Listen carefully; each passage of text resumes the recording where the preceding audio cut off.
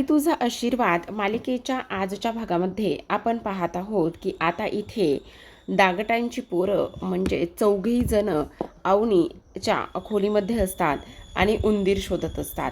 खोलीचा एवढा राडा एवढा पसारा करून ठेवलेला असतो की काही विचारूच नका. एवढा सगळा काही गोंधळ ह्या पोरांनी घातलेला असतो. आणि तेव्हा मात्र इथे आता ह्या पाण्याची बनियान तिथे सापडलेली असते.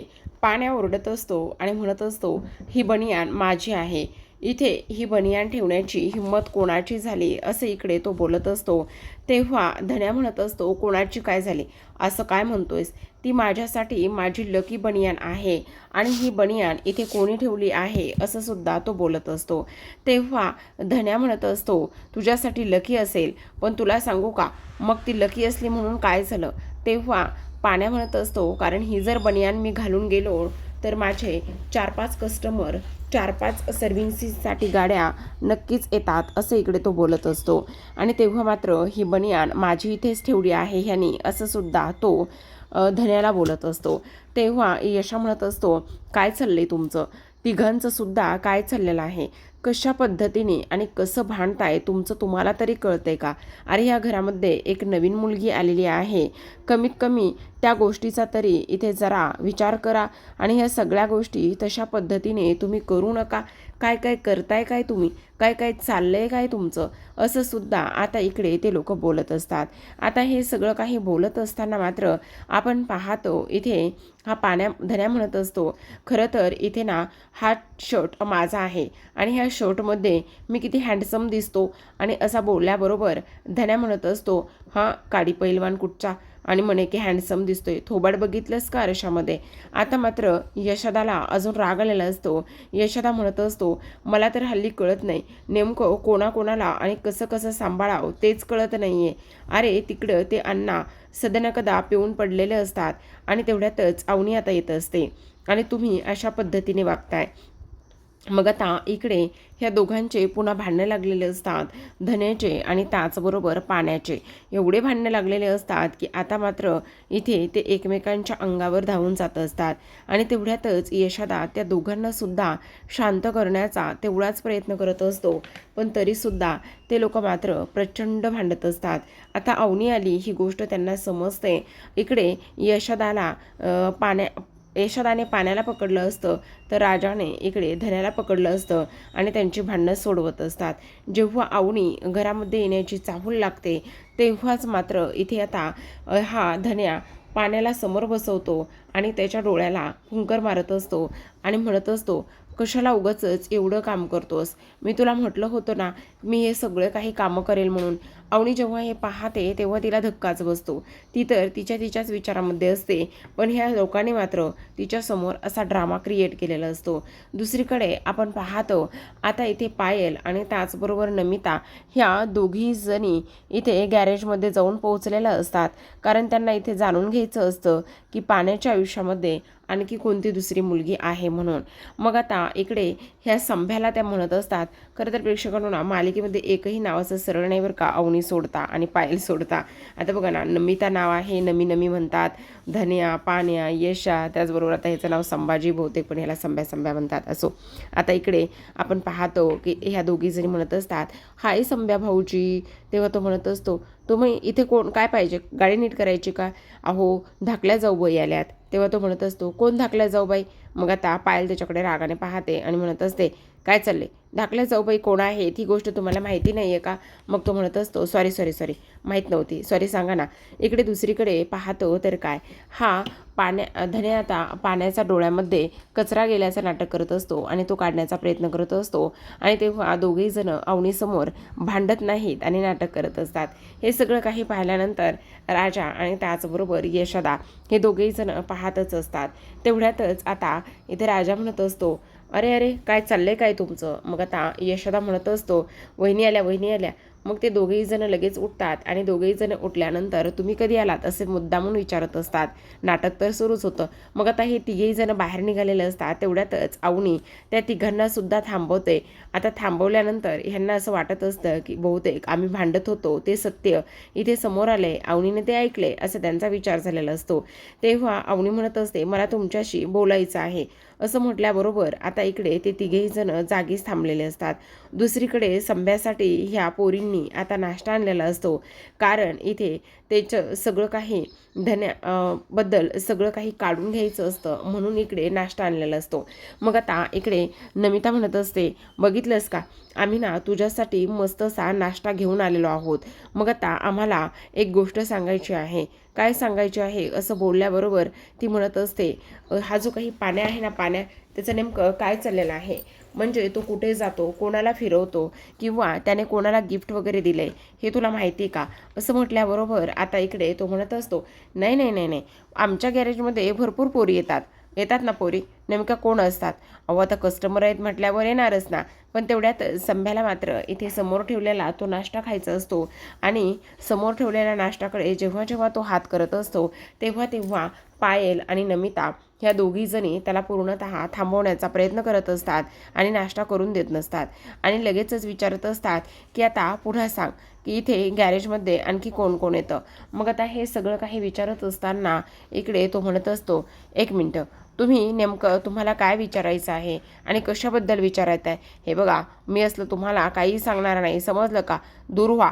तेव्हा मात्र इथे आता नमिता म्हणत असते पायलला, ए बाई, तुला लक्षात येते का पायल? ओ जाऊ बाई, हे बघा, माझ्याच्याने काही हे सगळं काही होणार नाही आहे. आता मला नाही वाटत इकडे की तुमचा पाण्या इकडे कोणत्या पोरीला घेऊन वगैरे इथे फिरत असेल आणि गिफ्ट वगैरे देत असेल. मला तर असं वाटतंय की इकडे तुमचा काहीतरी गैरसमजच होतोय. तेव्हा लगेच आता इकडे ती म्हणत असते, शोधून तर मी काढणारच आहे आणि जोपर्यंत मला सगळ्या गोष्टी हाती लागत नाही तोपर्यंत मी काही गप्प बसणार नाही, असं इकडे ती बोलत असते. आता हे सगळं काही बोलल्यानंतर आपण पाहतो इथे आता ती म्हणत असते, तुम्ही तर शोधा हो, पण माझी मम्मी मला घरी शोधून शोधून काय झालं असेल तिचं काही विचारू नका. आता तर मला गेलं पाहिजे ना. मग ती निघून जाते. पण तेव्हा ती निघून गेली तरी सुद्धा पायलची मात्र कंटिन्यू बडबड सुरू असते. तेवढ्यातच अवनीने इकडे दुसऱ्या बाजूला ह्यांना थांबवलेलं असतं आणि जेव्हा ह्यांना थांबवलं जातं तेव्हा मात्र ह्या तिघांना सुद्धा वाटतं, आता इकडे हिने आमचं भांडण ऐकलं आहे.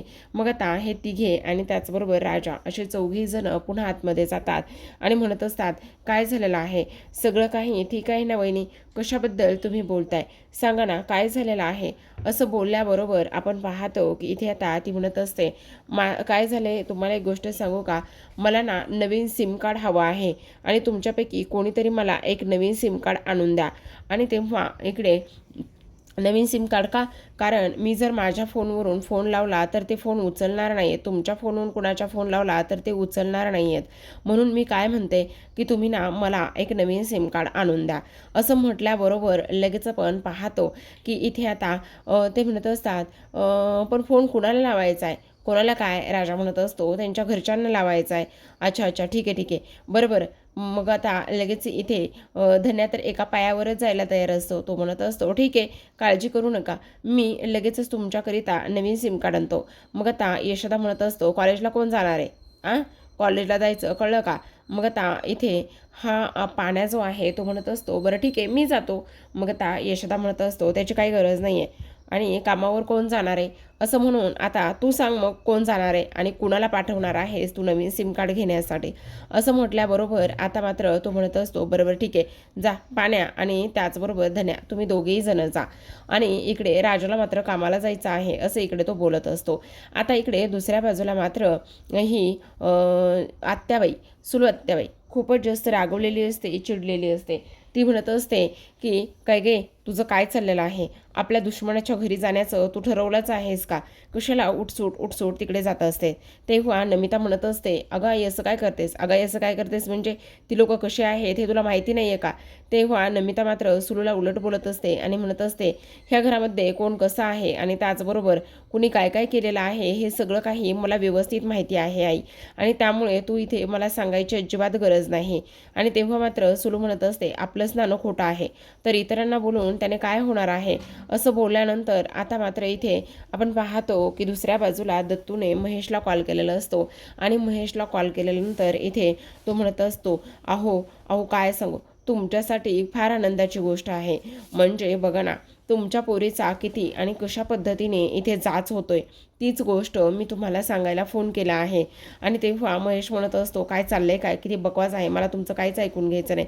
अहो तुम्ही असं काय करताय, मी पाठवलेले एकदा व्हिडिओ बघावं, म्हणजे जेव्हा सोडचिठ्ठी घ्यायची असेल ना तेव्हा मात्र हे सगळं काही कामी पडेल ना तुमच्या, आणि म्हणून मी हे सगळे व्हिडिओ तुम्हाला देत आहे. मला असं वाटतंय की तुम्ही हे सगळे काही व्हिडिओ पाहावं आणि त्यानंतर तुमच्या बहिणीची इथून सुटका करावी, असं दत्तू बोलत असतो. तर इथे मात्र नमिताने सुलूला थंड केलेलं असतं. ती म्हणत असते, मला तुझं काहीच ऐकून घ्यायचं नाही, कारण या घरामध्ये कोण कसं आहे आणि त्याहूनही सगळ्यात महत्त्वाची म्हणजे इथे कोणाचे स्वभाव कसे आहेत, कोण कोणाला किती त्रास देतं हे सगळं काही मला माहिती आहे, कोण कोणाबरोबर कसं वागलंय हे सुद्धा मला माहिती आहे. पण इकडे मात्र महेश भडकलेला असतो आणि तो म्हणत असतो, आमचा आणि त्याचबरोबर त्या मुलीचा काही एक संबंध नाही आहे. मी तिला बहीण मानत नाही आहे आणि मी तिच्यासोबत असलेलं नातंसुद्धा तोडलं आहे. पण आता मात्र इकडे हा म्हणत असतो, अहो असं कसं बोलताय तुम्ही, तुमच्या लक्षात येतंय का, हे बघा असं करू नका. तुमच्या बहिणीला कदाचित तुमची गरज असेल हो, तिचा जाच होतोय, त्रास होतोय इकडे तिला. तेव्हा महेश म्हणत असतो, गप्प बसावं. तेव्हा आता इथे दत्तू म्हणत असतो, आता व्हिडिओ एकदा पाहून बघा, व्हिडिओ पाहिले तर मग तुम्ही ठरवा काय करायचंय तर. पण तेवढं आपलं ते ते जरा थंडाचं बघा जरा, म्हणजे तुम्हाला माहिती मला काय लागतं म्हणून. असं म्हणून आता इकडे महेशला राग येतो आणि महेश लगेचच म्हणत असतो, आत्ताच्या आत्ता फोन ठेव म्हणून. मग आता दत्तू मात्र फोन ठेवतो आणि फोन ठेवल्यानंतर लगेच म्हणत असतो, जे काही काम करायचं आहे ना ते काम तर अतिशय माझं योग्य पद्धतीने झालेलं आहे. आता मात्र हे व्हिडिओ मी सेंड करतो, असं म्हणून जे काही व्हिडिओ असतात ते सगळे व्हिडिओ सेंड केलेले असतात. आणि पुन्हा एकदा महेशला फोन करून सांगितलेलं असतं की मी सगळे काही व्हिडिओ तुम्हाला पटकन ताबडतोब पाठवलेले आहेत. दुसरीकडे आपण पाहतो अवनीला आता इथे धन्या पाण्या सिम कार्ड नवीन घेण्यासाठी घेऊन निघालेले असतात. पण जेव्हा ते एक बाईक घेतात तेव्हा त्या बाईकवर मात्र इथे आता दोघांशिवाय तिसऱ्यांना बसता येत नसतं आणि जायचं तर दोघांना सुद्धा अवनीसोबत असतं, पण बसता गाडीवर मात्र येत नसतं आणि त्यामुळे त्यांची चांगलीच इथे फजिती होत असते. आता इकडे अवनीला म्हणत असतात, तुम्ही गाडी चालवा. अवनी म्हणत असते, ती टू व्हीलर आहे, मला टू व्हीलर चालवता येत नाही. मग आता इकडे कसं जायचं, काय करायचं असा विचार इकडे ते करत असतात. मग आता लगेचच इकडे शेवटी हा धन्या म्हणत असतो, वहिनी तुम्ही काळजी करू नका, तुम्ही पाण्याबरोबर ना इथे जा. आणि तेव्हा पाण्या पुन्हा म्हणत असतो, नाही नाही नको नको धन्या, ऐक ना, मला गॅरेजवर जायचं आहे, एक काम कर, तूच वहिनींना घेऊन जा आणि सिम कार्ड काय जे काही घ्यायचं आहे ना ते सगळं काही तू त्यांना घेऊन दे, असं इकडे तो बोलत असतो. आणि तेव्हा मात्र इथे अवनी आणि त्याचबरोबर धन्या हे दोघेही जण आता सिम कार्ड घेण्यासाठी मार्केटमध्ये जाणार असतात आणि त्यानंतर मात्र हा पाण्या जो आहे तो आता गॅरेजवर जाणार असतो. दुसरीकडे आपण पाहतो इथे आता हा संभ्या म्हणत असतो, मला तुमचा नाश्ता बिष्टा काही नको आहे बरं का, तुम्ही आत्ताच्या आत्ता माझ्या गॅरेजमधून चालते हवा. तेव्हा मात्र इथे नमू तर गेलेली असते, पण पायल असते आणि पायल म्हणत असते, तुला खूप मोठं पाप लागेल, तू ह्या सगळ्या गोष्टी मला सांगत नाही आहेस ना, त्यामुळे तुला खूप मोठं पाप लागेल. आता तर मी जोपर्यंत तू सांगत नाही ना तोपर्यंत काही केल्या शांत बसणार आहे. मग आता तो म्हणत असतो, ऐका ना मी काय म्हणतो, तुम्हाला फार भूक लागली असेल, हे बघा रिकामं पोट असेल ना तर काही सुचत नाही आहे आणि त्याहूनही जास्त महत्त्वाची गोष्ट म्हणजे डोकं दुखायला लागतं, त्यामुळे तुम्ही थोडंसं खाऊन घ्या बरं, हे बघा एन्जॉय करा, नाश्ता एन्जॉय करा बरं. आता इथे पायलला राग आलेला असतो आणि पायलला राग आल्यानंतर इथे ती म्हणत असते, तुझी हिंमत कशी झाली मला नाश्ता देण्याची, तुला आणलाय ना तूच खाऊन घे गुपचूप. तेवढ्यातच आता तिथे पाण्या आलेला असतो आणि जेव्हा पाण्या येतो तेव्हा मात्र इथे ती म्हणत असते, कुठं होत आहेस तू, मी गॅरेजमध्ये गाडी दुरुस्तीला आणली होती. आणि तेव्हा लगेच आता इकडे संभ्या म्हणत असतो, हो हो हिनं ना आपल्या वहिनीनं ना गाडी दुरुस्तीला आणली आहे. तेवढ्यातच पाण्या म्हणत असतो, कोण कोणाची बहिणी. मग आता पायल म्हणत असते, कोण कोणाची बहिणी म्हणजे, अरे तुझं काय चाललंय नेमकं, कुठे फिरत होतास, कोणासोबत फिरत होतास ते सांग. तेव्हा तो म्हणत असतो, कोणासोबत म्हणजे, मी एवढा हँडसम दिसतो, एवढं सगळं काही करतो म्हटल्यावर मी सुद्धा पोरींना घेऊन फिरू शकतो आणि माझ्या मागे सुद्धा पोरी लागू शकतात ना, हे फक्त तू असं कसं, तू एकटीच थोडी ना माझ्या मागे लागू शकतेस, असं स्पष्टपणे तो बोलत असतो. सम्या म्हणत असतो, अरे काय चाललंय, कोणत्या पोरीला घेऊन फिरत होतास. तेव्हा हळूच त्या पाण्या त्याला समजावतो आणि म्हणत असतो, असतो गप्प बस जरा. मग आता इथे हिला म्हणत असतो आत्ताच्या आत्ता इथून निघून जायचं. आमच्या गॅरेजमध्ये तुझी गाडी कशाही पद्धतीने दुरुस्त होणार नाही. तुला सांगितलं ना आत्ताच्या आत्ता निघून जायचं म्हणून. मग आता ती म्हणत असते तू जर माझी गाडी दुरुस्त केली नाही तर मग मी इथे तुझ्या गॅरेजचं नाव पूर्णतः बदनाम करेन, असं म्हणून आता मात्र पायल तिचा फोन ऑन करत असते आणि सोशल मीडियाचा वापर करणारी ही पायल मात्र लाईव्ह येते आणि त्यानंतर A1 गॅरेजचा बोर्ड दाखवते आणि म्हणत असते तिच्या फॉलोअर्सना, तुम्ही इथून पुढे ह्या गॅरेजमध्ये अजिबात यायचं नाही, कारण ह्या गॅरेजमध्ये एकही गाडी दुरुस्त व्यवस्थित करून दिली जात नाही, त्यामुळे तुम्ही अजिबात ह्या गॅरेजमध्ये यायचं नाही. मग आता इकडे हा जो काही पाण्या आहे तो तिथलाच एक स्क्रूड्रायव्हर घेतो आणि त्यानंतर फक्त तिच्या गाडीचा आरसा टाईट करून देतो आणि म्हणत असतो, बघ बघ बघ झाली, सांग तुझ्या फॉलोअर्सला की तुझी गाडी दुरुस्त झाली म्हणून. उठसूट इकडे गाडी घेऊन येतेस आणि सांगते की माझी गाडी खराब झाली म्हणून. तेव्हा ती म्हणत असते तुला हे सगळं महागात पडेल बरं का. आणि तेव्हा तो म्हणत असतो महागात पडलं म्हणून काय झालं, आणि तू एकटीच लाईन मारू शकते का माझ्यावरती? माझ्यावर अशा कितीतरी पोरी आहेत ज्या की लाईन मारू शकतात, त्यामुळे तू अजिबात मला हे सगळं काही सांगायचं नाही. मग हळूच संभ्या आता तिच्या बाजूला जातो आणि तिला म्हणत असतो, अहो वहिनी असं काय करताय, हे बघा तुमच्या गोष्टी लक्षात येत नाही आहेत का की हे सगळं तो तुला मुद्दामून जळवण्यासाठी करत आहे, फक्त तो तुला जळवत आहे, असं सुद्धा आता इकडे तो बोलत असतो. आता हे सगळं काही बोलल्यानंतर इथे पायल म्हणत असते, खरंच मला जळवण्यासाठी हे सगळं बोलतोय, म्हणजे ह्याचं सुद्धा माझ्यावर प्रेम आहे.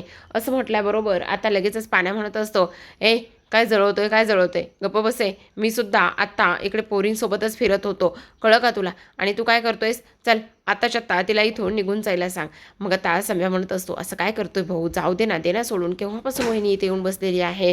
तेव्हा लगेच आता इकडे पाण्या म्हणत असतो, मी दिसायला किती हँडसम आहे, एवढे माझे टपोरी मोठे मोठे डोळे, आणि त्यानंतर तुला असं वाटतंय का की पोरी माझ्यासोबत फिरणार नाही आहेत, चालणार नाही आहेत, म्हणून तुझा हा फार मोठा गैरसमज होतोय, कळलं का तुला, असं सुद्धा आता इथे तो बोलू लागलेला असतो.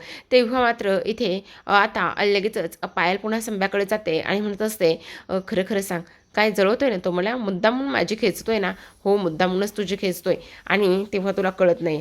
पण आता धन्या म्हणत असतो, मी कोणाचीही मुद्दामून वगैरे खेचत नाही आहे. आणि त्याहूनही सगळ्यात महत्त्वाची गोष्ट म्हणजे आता पायल म्हणत असते, ठीक आहे, तुला जर माझ्यासोबत बोलायचंच नाही ना तर माझी जाते निघून, मी इथे थांबतच नाही आहे. तू कोणत्याही पोरीला घेऊन फिरतोयस ना, तिला बघतेच आणि तिला बघून तिच्या चांगल्या झिंजा उपटते, समजलं का, असं म्हणून आता ती रागानेच तिथून निघून जाते.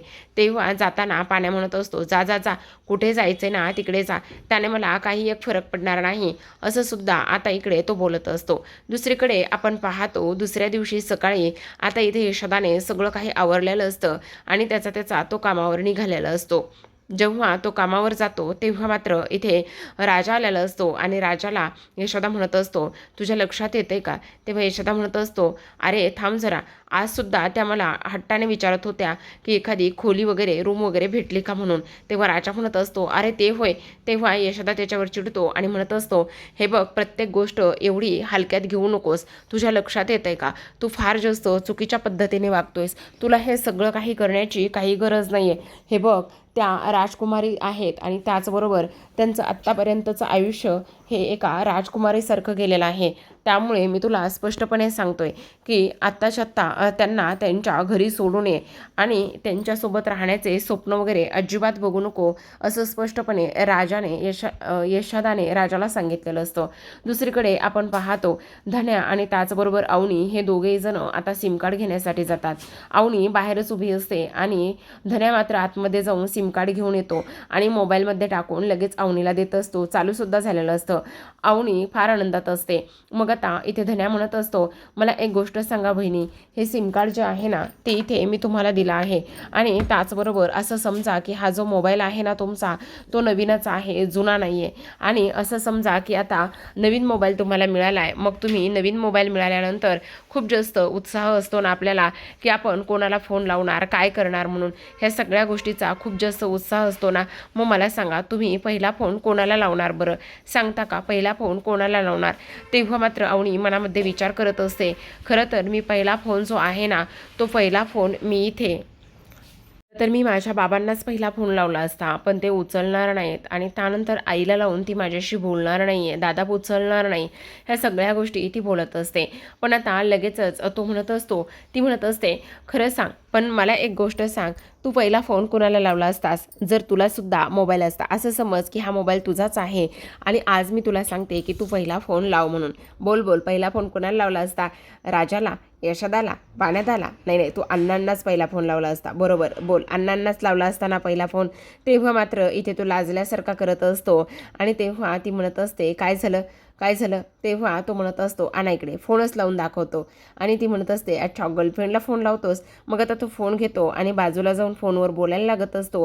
आणि जेव्हा बाजूला जाऊन फोनवर बोलायला लागत असतो तेव्हा मात्र इकडे फोनवर बोलताना त्याचे शब्द ऐकून अवनीला खूप धक्का बसतो. आता इथे तो म्हणत असतो, आई कशी आहेस? बरी आहेस ना गं? मी सुद्धा खूप बरा आहे. आज आपल्या घरी ना खूप आनंदाचा क्षण आहे आणि तुला सांगू काही, आपल्या घरी ना एक गोड छान अशी परी वहिनी म्हणून आलेली आहे. ती वहिनी आहे आपली आणि आज मी खूप आनंदात आहे. नाही गाई, माझा रिझल्ट आणि मला मार्क्स चांगले भेटलेत म्हणून मी तुला फोन नाही लावला. पण तुला सांगू का, आपल्याकडे जी वहिनी आली ना ती आहे, ती खूप गोड आहे आणि त्याचबरोबर ती सगळ्यांना फार जीव लावते. असं इकडे तो त्याच्या आईशी बोलत असतो. तेवढ्यातच अवनी मनामध्ये म्हणत असते, धन्या, मला एवढा जीव लावू नकोस रे, एवढं माझ्यावर माया दाखवू नकोस रे, कारण जर तू हे सगळं काही करत राहिलास तर जेव्हा तुम्हा सर्वांना सत्य समजेल की मी तुझी खरी वहिनी नाही, तेव्हा मात्र हे सगळं काही खूप जास्त टेन्शनवालं असणार आहे, असं अवनी मनामध्येच बोलत असते. तर आता प्रेक्षकांनो, आजच्या भागामध्ये एवढंच. उद्याचा भाग पाहायचा असेल तर नक्की चॅनलला सबस्क्राईब करा. उद्याच्या भागामध्ये आपण असं पाहतोय की अवनीने आता इकडे स्वातीला कॉल केलेला असतो आणि स्वातीला कॉल केल्यानंतर इथे ती म्हणत असते, वहिनी, माझी ना घरी डॉक्युमेंटची एक फाईल आहे, प्लीज ती फाईल मला देतेस का? कारण मला ना इंटरव्ह्यू द्यायचा आहे आणि त्यासाठी सगळं काही करायचं आहे. प्लीज वहिनी, नाही म्हणू नकोस. तेव्हा स्वाती तिच्यासोबत बोलत असताना म्हणत असते.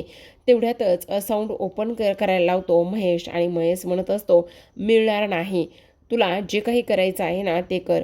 तुझा ह्या घराशी काही एक संबंध नाही आहे, त्यामुळे तुला ही फाईल आणि ह्या सगळ्या गोष्टी अजिबात मिळणार नाही, असं स्पष्टपणे आता इथे त्याने सांगितलेलं असतं. जेव्हा तो ह्या सगळ्या गोष्टी सांगतो तेव्हा मात्र स्वातीसमोरसुद्धा कोणताही पर्याय शिल्लक राहिलेला नसतो की आता तिला काय बोलावं म्हणून. तर आता दुसरीकडे मात्र अवनी म्हणत असते, दादा असं करू नकोस ना प्लीज. हे बघ, मला फक्त माझी फाईल हवी आहे, याच्या पलीकडे मला काहीही नको आहे, असं सुद्धा ती बोलत असते. पण इथे महेशने मात्र स्पष्टपणे सांगितलेलं असतं की तुला फाईल वगैरे काही मिळणार नाही. तेव्हा अवनी रडायला लागत असते आणि म्हणत असते, खरं तर मला ती फाईल हवी आहे आणि काही जरी झालं तरीसुद्धा ती फाईल हवी आहे. असं बोलत असताना आता ती फाईल मला मिळणार नाही आहे का? मला जर त्यातले डॉक्युमेंट्स आणि ह्या सगळ्या गोष्टी नाही मिळाल्या तर मी जॉब आणि ह्या सगळ्या गोष्टी कशा करणार आहे, तेच मला समजत नाही. मग आता राजा तिला समजावतो आणि म्हणत असतो, जगातली असली कोणतीच गोष्ट आहे की ती तुम्हाला तुमचं स्वप्न पूर्ण करण्यापासून अडवू शकते, म्हणून तुम्ही काळजी करू नका. डॉक्युमेंट्स मिळाले नाहीत म्हणून तुमचं शिक्षण आणि तुमचं स्वप्न थांबणार नाही. तर पाहत राहा बाई तुझा आशीर्वाद.